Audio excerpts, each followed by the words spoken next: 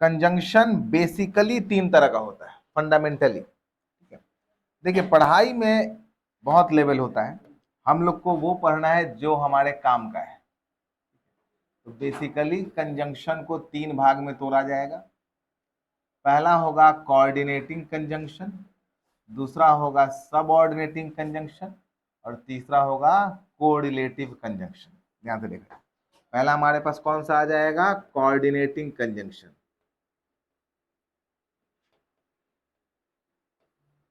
Coordinating. दूसरा हो जाएगा हमारे पास सब ऑर्डिनेटिंग, सब ऑर्डिनेटिंग, और तीसरा हमारे पास हो जाएगा कोरिलेटिव। ध्यान से देखा जाए, कंजंक्शन हमारे पास तीन है, कोऑर्डिनेटिंग, सबऑर्डिनेटिंग और कोरिलेटिव, ठीक है। तो वहां से 2 नंबर स्विच ऑन कर दो हुआ, ठीक है, लाइट ऑन हो जाए। हाँ धीरे धीरे लगा था, ठीक है, बढ़िया। कोऑर्डिनेटिंग, सबऑर्डिनेटिंग और कोरिलेटिव। चलिए, अब इसके भी टाइप्स होते हैं, कोऑर्डिनेटिंग कंजंक्शन के भी टाइप्स होते हैं, सबऑर्डिनेटिंग कंजंक्शन के भी टाइप्स होते हैं, और कोरिलेटिव कंजंक्शन खैर हम लोग को पढ़ना है। अगर पढ़ाई के स्तर को देखा जाए तो आपके लिए 60 to 70% क्वेश्चन कहां से आएगा, कोरिलेटिव कंजंक्शन से। तो आपके लिए सबसे इंपॉर्टेंट यही है।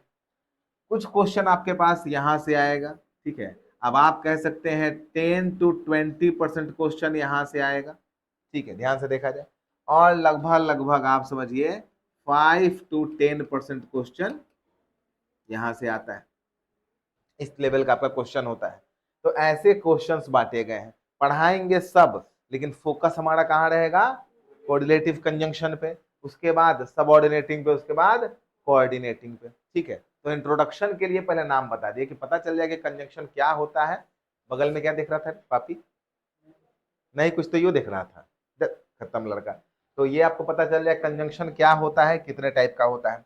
अगर कोई पूछे कि बउआ जी कोऑर्डिनेटिंग कंजंक्शन कितने होते हैं, आपको जानना होगा। इसको जानने के लिए एक तरीका होता है, बड़ा फेमस तरीका है, फैन बॉयज। क्या कहा जाता है इसको, फैन बॉयज। देखो FANBOY और S।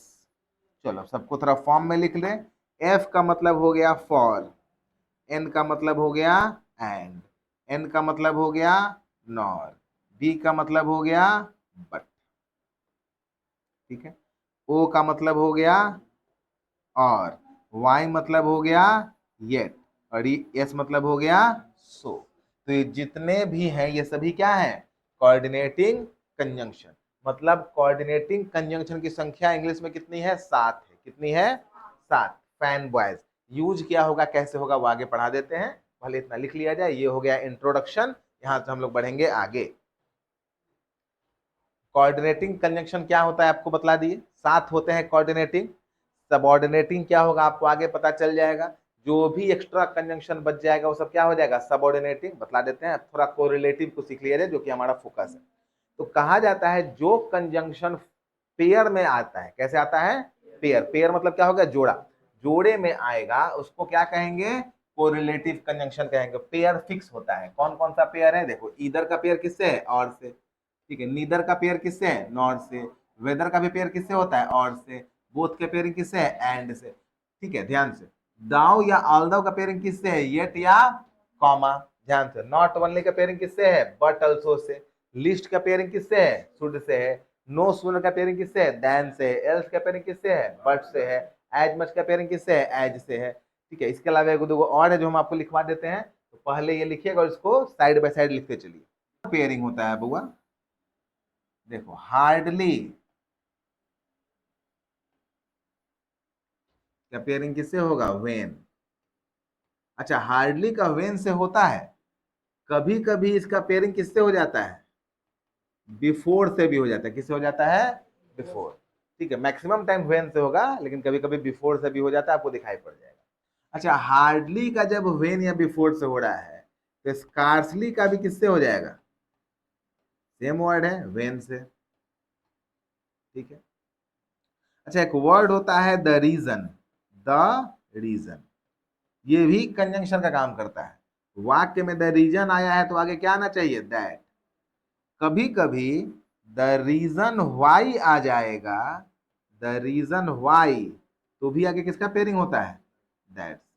तो द रीजन या फिर द रीजन वाई का पेयरिंग किससे होता है, दैट से होता है। ठीक है, लगभग लगभग आपका पेयरिंग पूरा हो गया।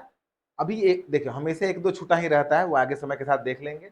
इतना पेयर, तो जो भी कंजंक्शन पेयर में आएगा, देखो ये समझने वाली बात है बउआ जी, हार्डली अकेले आएगा तो वो क्या हो जाएगा, एडवर्ब।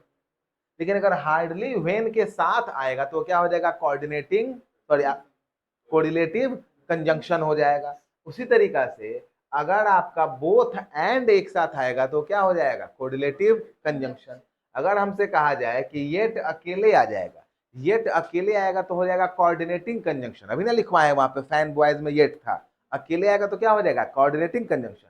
बट अगर दाव या ऑल्दो के साथ आएगा तो क्या हो जाएगा, कोरिलेटिव कंजंक्शन। मतलब कोरिलेटिव कंजंक्शन कैसे आता है, पेयर में। यहीं पे वर्ड आपके पास ईदर, ईदर अकेले आएगा तो प्रोनाउन हो जाएगा, और ईदर अगर और के साथ आएगा तो क्या हो जाएगा, कोरिलेटिव कंजंक्शन। और अकेले आ जाएगा तो कोऑर्डिनेटिंग कंजंक्शन, इसके साथ आएगा तो कोरिलेटिव कंजंक्शन। कुल मिला के जो कंजंक्शन पेयर्स में पाए जाते हैं, हमेशा जोड़े में रहते हैं, उनका जोड़ा फिक्स होता है, वो चेंज होने वाला भी नहीं है, किसी सूरत में चेंज नहीं होगा, वो कंजंक्शन क्या कहे जाते हैं, कोरिलेटिव कंजंक्शन। समझ में आया। अब थोड़ा सा पढ़ाई को यहाँ पे लेके आते हैं। ये कोऑर्डिनेटिंग फैन बॉयज आपको याद हो गया। अब कोई कंफ्यूजन है कि ये यहाँ क्यों लिखा है, ये वहां भी क्यों लिखा है, क्लियर है। कोरिलेटिव कंजंक्शन कैसा पाया जाएगा बउआ, पेयर में पाया जाएगा। यहाँ पे लिख देते हैं एग्जिस्ट इन पेयर। ठीक है, एग्जिस्ट इन पेयर, जो जोड़े में पाया जाएगा वो क्या हो जाएगा, कोरिलेटिव कंजंक्शन। अब जो बच गया वो सारा क्या हो गया, सबऑर्डिनेटिंग कंजंक्शन। कोई भी कंजंक्शन अगर बच गया तो क्या हो गया, सबऑर्डिनेटिंग कंजंक्शन। जैसे अगर हम आपसे यहाँ पे कहते हैं, बताइए व्हेन कौन सा कंजंक्शन है, व्हेन सबऑर्डिनेटिंग कंजंक्शन। हम आपसे पूछते हैं कि अच्छा चलिए बताइए अनटिल कौन सा कंजंक्शन है, सबऑर्डिनेटिंग कंजंक्शन। हम आपसे कह देते हैं प्रोवाइडेड दैट कौन सा कंजंक्शन है, सबऑर्डिनेटिंग कंजंक्शन। इफ कौन सा कंजंक्शन है, सबऑर्डिनेटिंग कंजंक्शन। बिकॉज कौन सा कंजंक्शन है, सबऑर्डिनेटिंग। कितना आसान है पहचानना।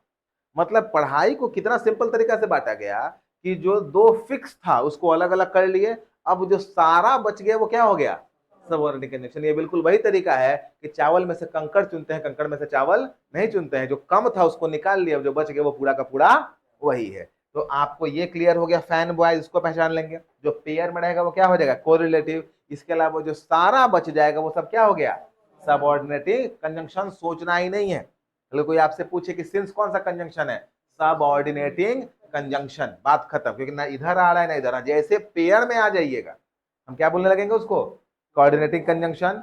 फैन बॉयज में से कोई बोलेगा क्या हो जाएगा, कोऑर्डिनेटिंग कंजंक्शन, सॉरी वहां पे क्या हो जाएगा, पेयर में जो आएगा वो कोरिलेटिव कंजंक्शन। क्लियर कट हो गया, कोई दिक्कत यहां तक नहीं है, फर्स्ट क्लास। चलिए बढ़िया, मतलब इंट्रोडक्शन आपका क्लियर हो गया। बढ़िया से आगे जरा बढ़ा दिया। पहला पॉइंट आपके पास क्लियर हो गया, कोरिलेटिव कंजंक्शन को आप पहचान लिए, कोऑर्डिनेटिंग कंजंक्शन को पहचान लिए, सबऑर्डिनेटिंग कंजंक्शन को आप पहचान लिए। अब पहचान से थोड़ा सा काम को आगे बढ़ाया जाए।